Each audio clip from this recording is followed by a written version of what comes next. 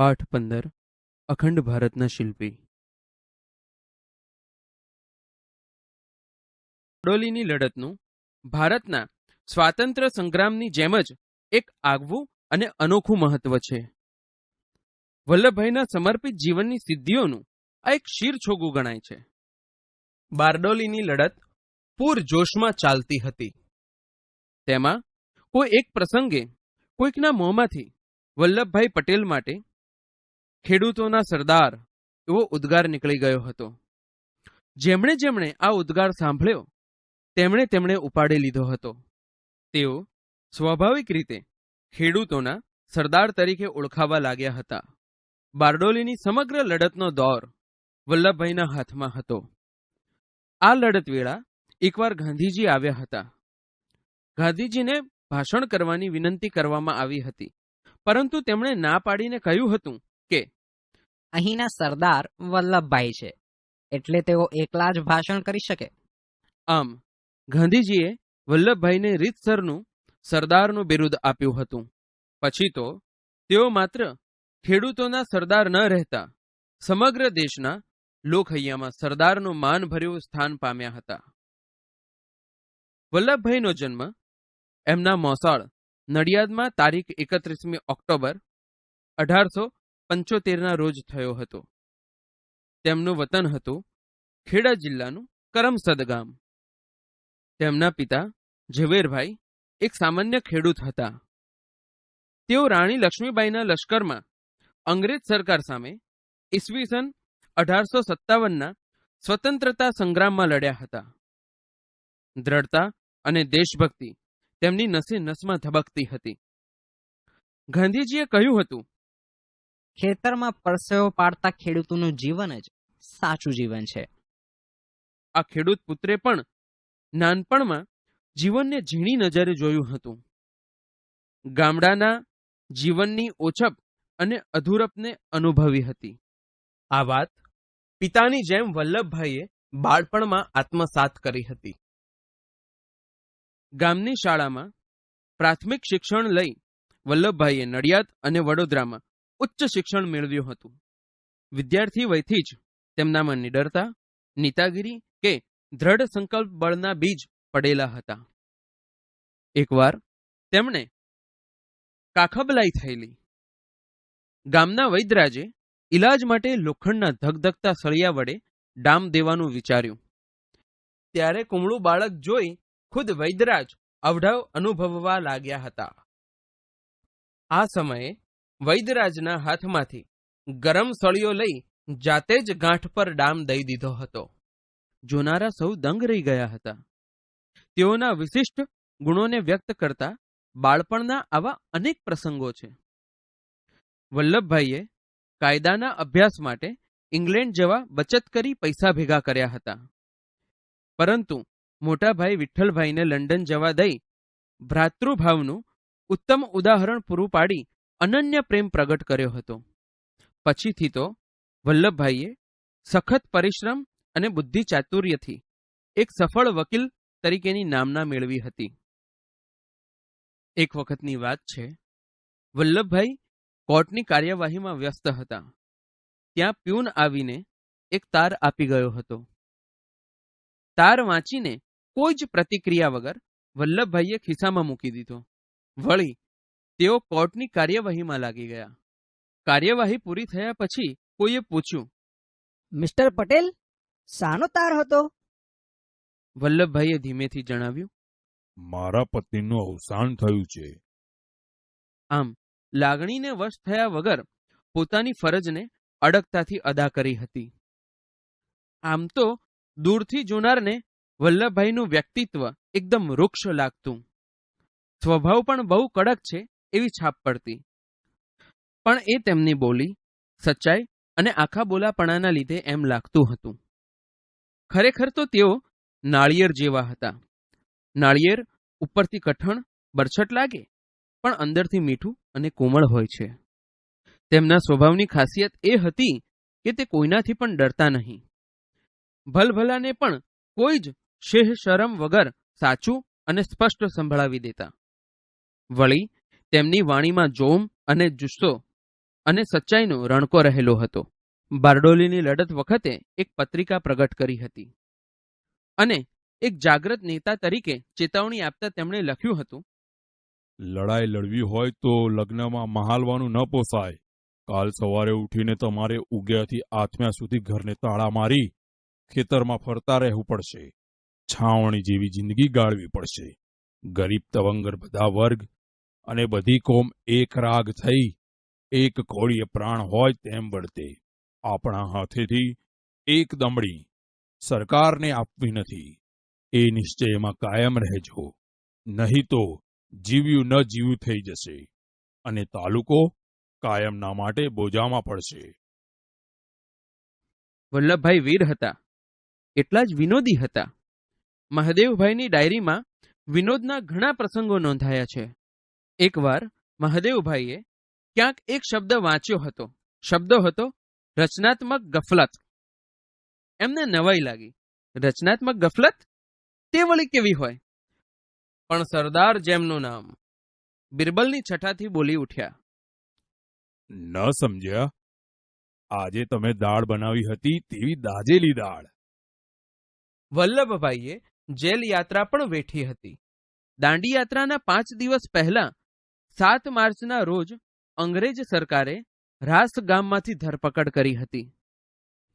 તેમને અમદાવાદની સાબરમતી સેન્ટ્રલ જેલમાં રાખવામાં આવ્યા હતા. તે વખતે જેલમાં સજા ભોગવી રહેલા આઝાદી જંગના આંદોલનકારીઓએ ગગનભેદી નારાઓથી જેલની દિવાલોને ગજવી મૂકી હતી. સરદારની આ પ્રથમ જેલ યાત્રા કેટલી કઠિન હતી તેનું વર્ણન મહાદેવભાઈની ડાયરીમાં મળે છે. ધરપકડના 3જા દિવસે મહાદેવભાઈ અને આચાર્ય કૃપલાણીજી સરદારને મળવા જેલમાં ગયા હતા. તે વખતે થયેલી પ્રશ્નોત્તરીના થોડા અંશો જોઈએ તો, તમને કેવી રીતે રાખે છે? ચોર લૂંટારાની જેમ રાખે છે. સુવાને માટે શું? એક કાળો કામળો છે, એની ઉપર આડોટીએ છીએ. ખોરાકનું કેમ છે? ખોરાકનું તો શું પૂછવું. બપોરે તો કંઈક જાડા રોટલા ને દાળ, સાંજે રોટલા ને શાક એમ આપે છે. ગોડાને ખપે તેવું જ હોય છે.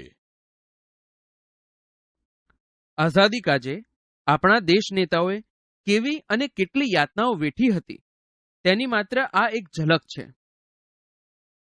સાબરમતી જેલમાં જ્યાં સરદારને કેદ રાખવામાં આવ્યા હતા તે વિભાગને સરદાર સ્મૃતિ વિભાગ તરીકે ઓળખવામાં આવે છે. રાજાઓના તાજ મુકાવ્યા, ધન્ય વીર વલ્લભ સરદાર. આપણા એક કવિએ આમ વલ્લભભાઈને વીરનું વિશેષણ આપ્યું. વલ્લભભાઈને મળેલા વિશેષણોની યાદી લાંબી થાય તેમ છે. તેઓ લોખંડી પુરુષ તરીકે જાણીતા છે.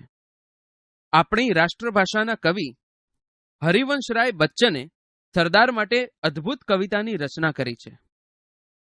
હરેક પક્ષ કો પટેલ તૌલતા, હરેક ભેદ કો પટેલ ખોલતા, दुराव या छिपाव से इसे गरज, कठोर नग्न सत्य बोलता, पटेल हिंद की निडर जबान है.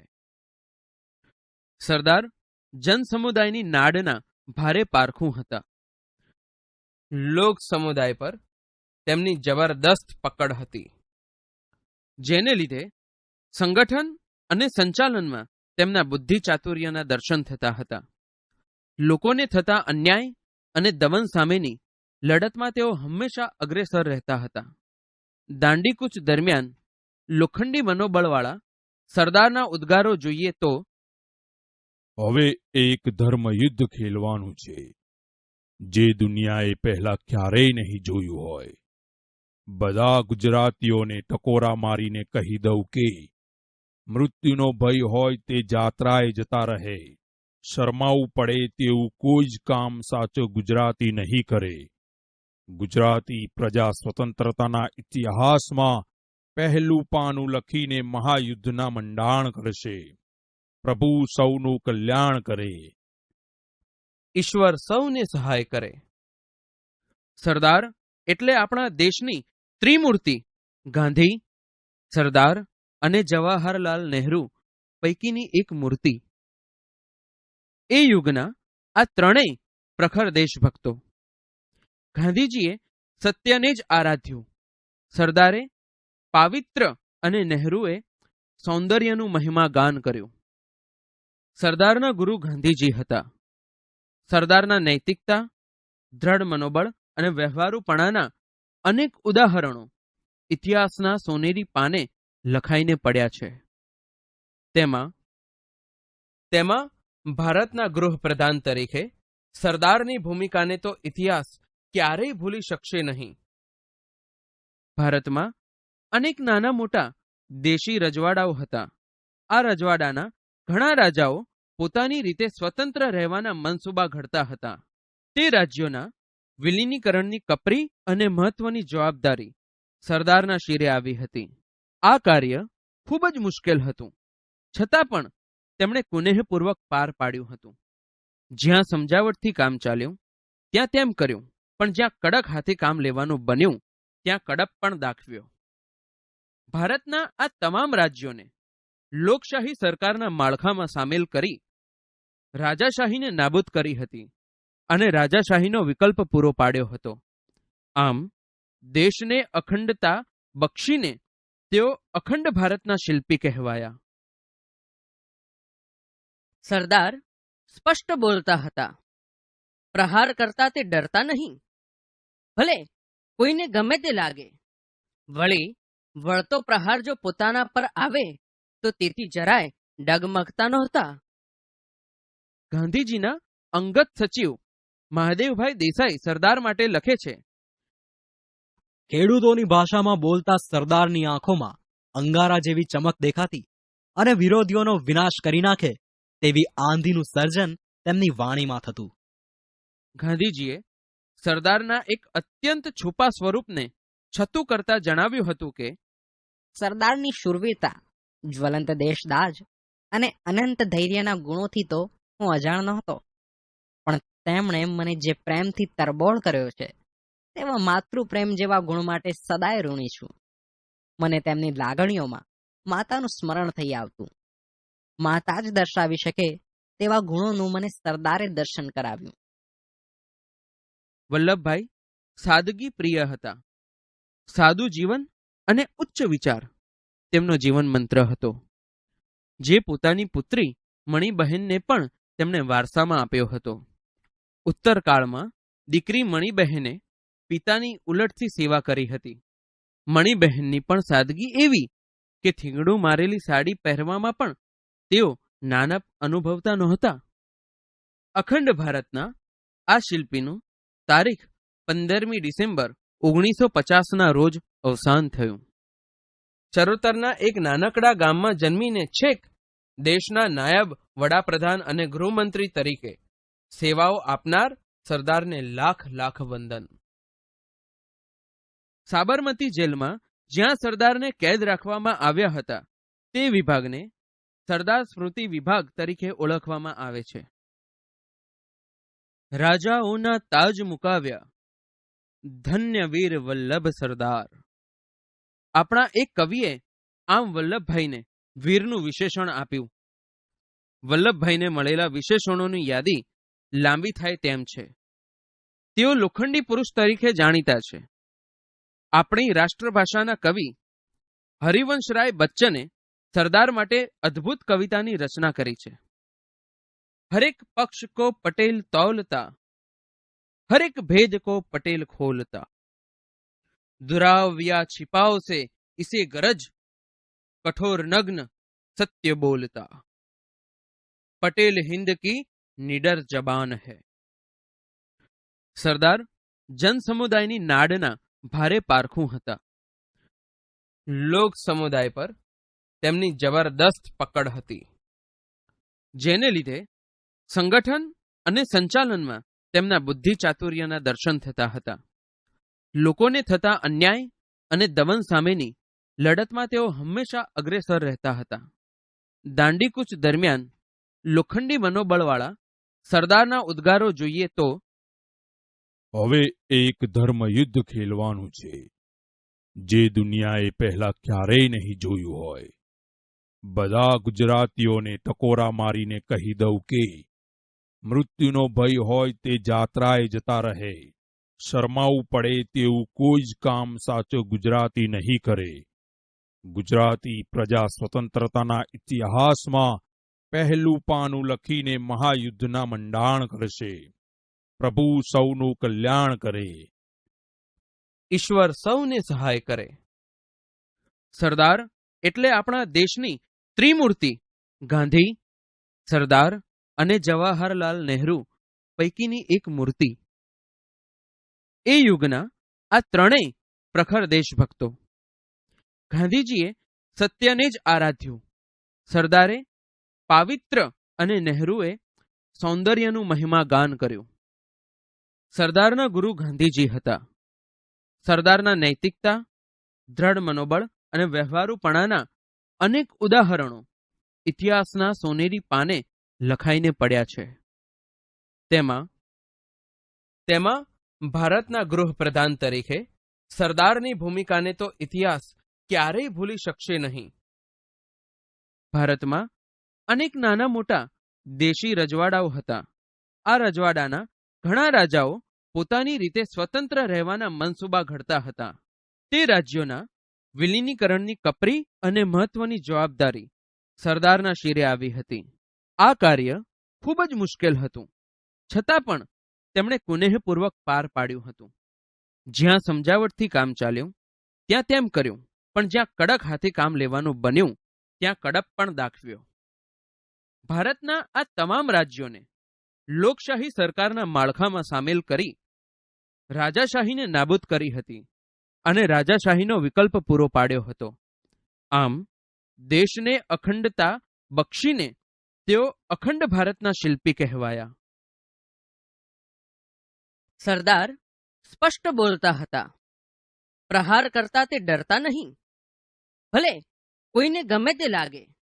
વળી વળતો પ્રહાર જો પોતાના પર આવે તો તેથી જરાય ડગમગતા નહોતા. ગાંધીજીના અંગત સચિવ મહાદેવભાઈ દેસાઈ સરદાર માટે લખે છે, ખેડૂતોની ભાષામાં બોલતા સરદારની આંખોમાં અંગારા જેવી ચમક દેખાતી અને વિરોધીઓનો વિનાશ કરી નાખે તેવી આંધીનું સર્જન તેમની વાણીમાં થતું.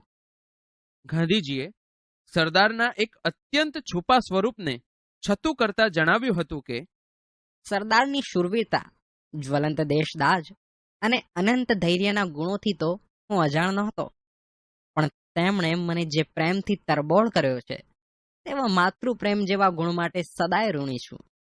મને તેમની લાગણીઓમાં માતાનું સ્મરણ થઈ આવતું.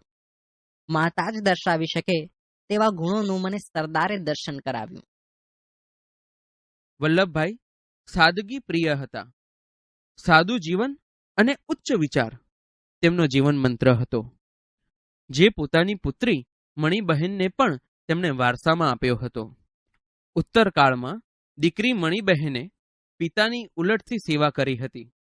મણિબહેનની પણ સાદગી એવી કે થીંગડું મારેલી સાડી પહેરવામાં પણ તેઓ નાનપ અનુભવતા નહોતા. અખંડ ભારતના આ શિલ્પીનું તારીખ 15મી ડિસેમ્બર 1950ના રોજ અવસાન થયું. ચરોતરના એક નાનકડા ગામમાં જન્મીને છેક દેશના નાયબ વડાપ્રધાન અને ગૃહમંત્રી તરીકે સેવાઓ આપનાર સરદારને લાખ લાખ વંદન. ભાષા સજ્જતા. બાળ દોસ્તો, તમે અનેક પાઠ, વાર્તાઓ કે લેખો વાંચ્યા હશે. તેમાં તમે જુદા જુદા વાક્યો અને શબ્દો જોયા હશે. અહીં આપણે સાદું વાક્ય, સંયુક્ત વાક્ય તથા મિશ્ર સંકુલ વાક્ય અને સામાસિક શબ્દો વિશે જાણીશું. અહીં પહેલું વાક્ય જુઓ. પહેલું વાક્ય છે, ભારત મારો દેશ છે.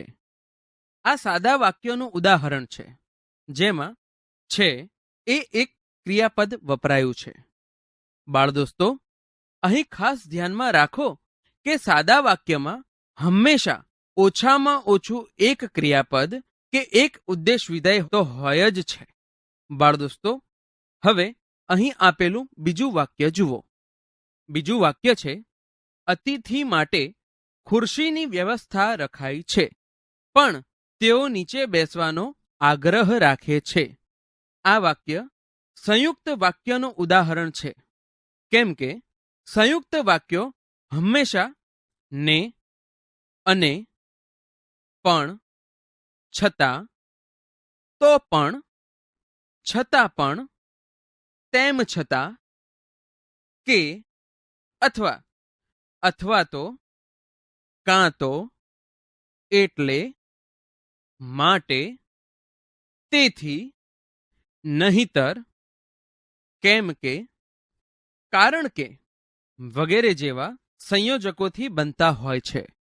બાળદોસ્તો, અહીં ખાસ ધ્યાનમાં રાખો કે આ રીતે જોડાયેલા સંયુક્ત વાક્યો પોતે સ્વતંત્ર રીતે ટકી શકે તેવા હોય છે, એટલે કે બંને સમાન રીતે મોભો ધરાવતા હોય છે. વળી એવું પણ બની શકે કે એક વાક્ય બીજા વાક્ય ઉપર આધાર રાખતું ન હોય, તો એ વાક્ય માત્ર સંયોજક વડે જોડાયેલું હોવું જોઈએ. આમ સંયોજકોથી જોડાયેલા વાક્યોને સંયુક્ત વાક્ય તરીકે ઓળખવામાં આવે છે. બાળદોસ્તો, હવે અહીં આપેલું ત્રીજું વાક્ય જુઓ. ત્રીજું વાક્ય છે, તેમણે કહ્યું, પ્રજાનું હતું અને પ્રજાને આપ્યું ને, એમાં કયો ઉપકાર કર્યો? વળી પૂજ્ય બાપુના ચરણે ધરવાનું અમને તો પરમ સદભાગ્ય સાંપડ્યું. આ વાક્ય મિશ્ર અને સંકુલ વાક્યનું ઉદાહરણ છે, કેમ કે આવા વાક્યો વચ્ચે મુખ્ય અને ગૌણ એમ બે રીતે સંબંધ રહેલો હોય છે.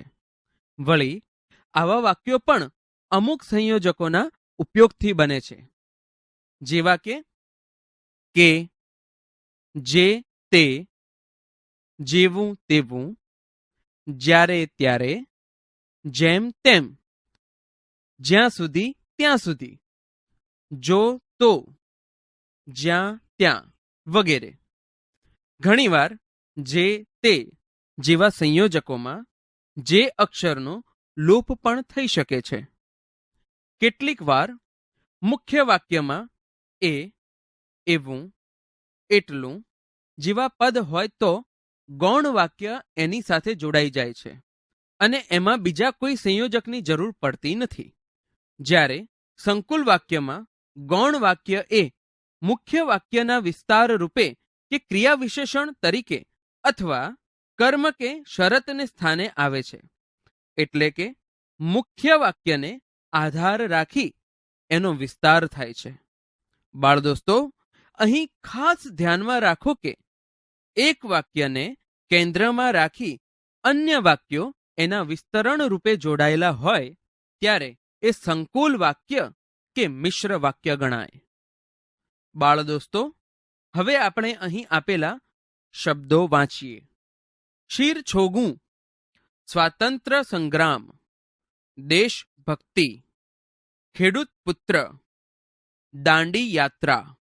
બાળદોસ્તો, હવે અહીં આપેલો શબ્દ જુઓ, જેમાં શીર એટલે કે માથું અને છોગું એટલે કે પાઘડીનો છેડો એવા બે સ્વતંત્ર અર્થવાળા શબ્દો ભેગા મળીને એક નવા જ અર્થવાળા શબ્દનું રૂપ બને છે.